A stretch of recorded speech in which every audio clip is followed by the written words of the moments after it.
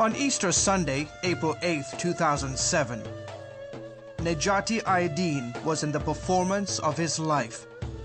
The 36-year-old was playing the role of Jesus Christ in an Easter production.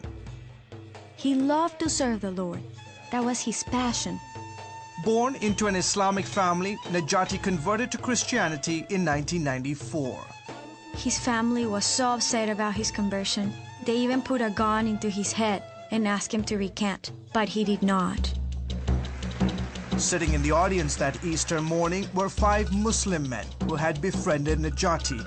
According to Turkish authorities, the men wanted to know more about Christianity. They were pretending as they were seekers. 10 days later, on April 18th, the men's true intentions would unravel in a brutal attack that would shake Turkey's tiny Christian community. 5 men stormed into Necati's office on the 4th floor of this building.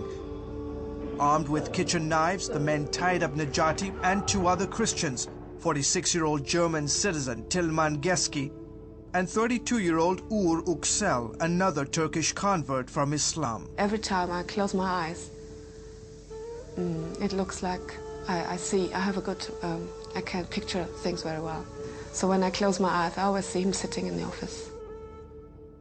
Tilman and Susanna moved to Malatya in 1997. They knew that living here wasn't going to be easy. The city has deep Islamist and nationalistic roots. Anti-Christian sentiments run high here. This was a tense place. Yes, we know this. Uğur Yüksel experienced the tension in 2005 when protesters stood outside the same building, accusing him and other believers of using a publishing company to distribute Bibles. The Bible tells us that when we accept Jesus into our lives, we must be willing to count the cost. What happened next behind this door is still under investigation, but authorities tell us that for 2 hours, the men were repeatedly tortured. He had lots and lots of bruises. I must have been beaten up a lot. During the torture, the men forced our husbands to recite Islamic prayers and to try to get them to renounce the Christian faith. Police were dispatched to the scene after getting calls from a nearby office about suspicious activity.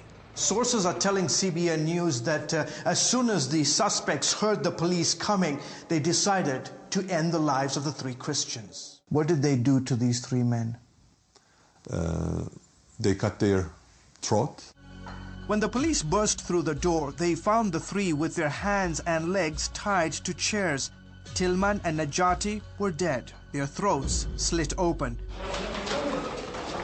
In this video obtained by CBN News, the police can be seen arresting some of the suspects inside the office. The alleged ringleader tried to escape by jumping from the 4th floor balcony. He is still in the hospital. Uğur was on the floor, but still breathing. He was rushed to the hospital, but died several hours later. The suspects reportedly told investigators that they killed the men in defense of Islam. All 5 were carrying a letter that read, "This should serve as a lesson to the enemies of our religion. We did it for our country." Do you consider your husband today a martyr for Christ? Yes, I do. I think he died on the sake of Christ.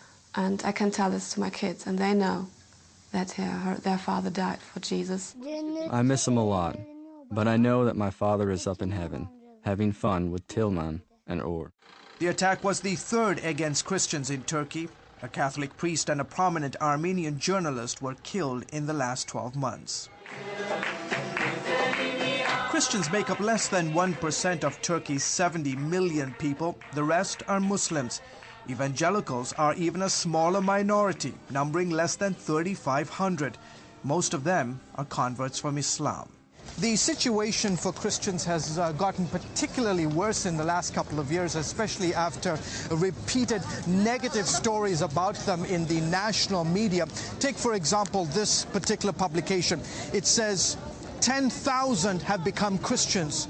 Turkey gripped in fear. Mustafa Akyol, a prominent Turkish journalist, believes that such false claims only fuel the anti-Christian sentiment. The media, unfortunately, has repeatedly depicted missionaries as the 5th column of Western imperialism.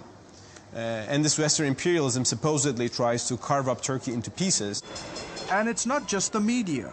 Turkey's National Security Council has listed missionaries and several evangelical groups as threats to the country. They have set us up as a target for someone or whoever wants to make himself a hero.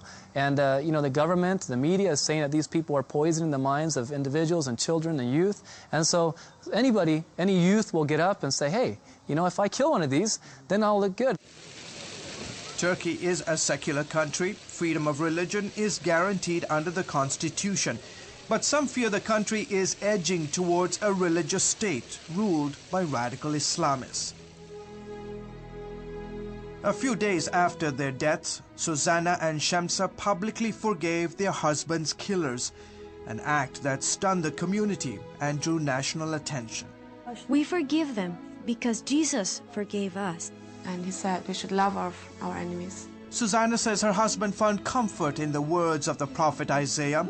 His last journal entry quoted Isaiah 61 verses 1 through 3, words that today bring comfort and hope to the family he left behind, and a resolve to stay and finish the work. The Spirit of the Sovereign Lord is on me, because the Lord has anointed me to preach good news to the poor. He has sent me to bind up the broken hearts, to proclaim freedom for the captives. They will be called oaks of righteousness, a planting of the Lord for the display of his splendor.